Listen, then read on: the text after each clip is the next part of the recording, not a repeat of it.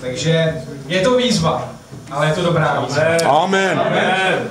Já vám chci říct na začátek, že předmět víry je základní předmět pro nás, jako pro křesťany. Je to základ. Protože, jak řekl pastor, skrze víru, Římanům 10 říká, že ty jsi uvěřil ve svém srdci a vyznal svými ústy. Jste tady všichni dnes, kdo jste uvěřili ve svém srdci a vyznali svými ústy, zamávejte se. To znamená, že jsi spasen. Amen. A kdyby si odešel dnes z tohoto místa a stalo se něco, že třeba zemřeš, jakože věřím, že se to nestane, tak okamžitě ty otevřeš své oči na tom jiném světě, duchovním světě, a tvůj život pokračuje. Jeden člověk dokázal ukázat takým způsobem, že řekl, že ve stejný okamžik, jak ty zavřeš oči na tomhle světě, jak je otevřeš na tom dalším. Amen. Amen. Já chci, abyste po mně teď opakovali, vy teďka takový vyznání. Jeden velice mocný evangelista, jeden velice mocný pastor se modlil a přijal od Boha takový velice mocný zjevení a chci, abyste to vyznávali teďka se mnou. Chci, abyste řekli to, co Ježíš řekl tomuhle člověku. Moje slovo v mých ústech, mu řekl Ježíš. Moje slovo v mých ústech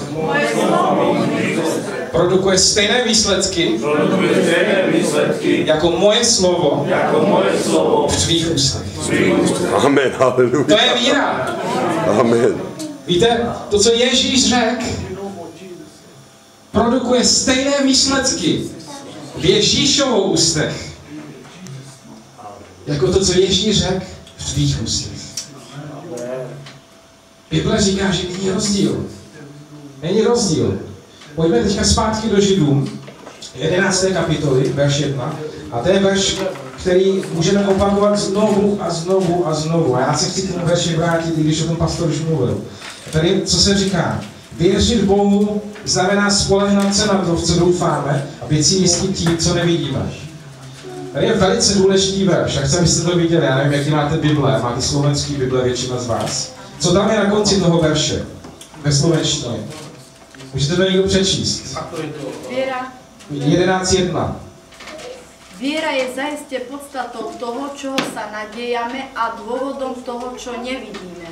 Takže to říká ve slovenštině důvodem toho, co nevidíme. V češtině to říká a být si jist tím, co nevidím. Být si jist tím, co nevidím. Teďka je důležité, aby jsme viděli, že v řečtině slovo znáte, ale to, co oni se snažili vysvětlit, bylo, že víra, teďka poslouchejte dobře, víra, jako když si koupíte dům, tak znáte, určitě jste si koupili dům, co se stalo? Měli jste smlouvu a podepsali jste smlouvu. Podepsali ten člověk, co vám prodal dům, podepsal ty si smlouvu jako člověk, který kupuje dům. A máš tu smlouvu v ruce. Víra, tvoje víra je smlouva, kterou ukážeš duchovnímu světu, kterou ukážeš Bohu, že jsi spasen. Amen. To je tvoje smlouva s Bohem, tvoje víra. Amen? Amen. A tady v tom verši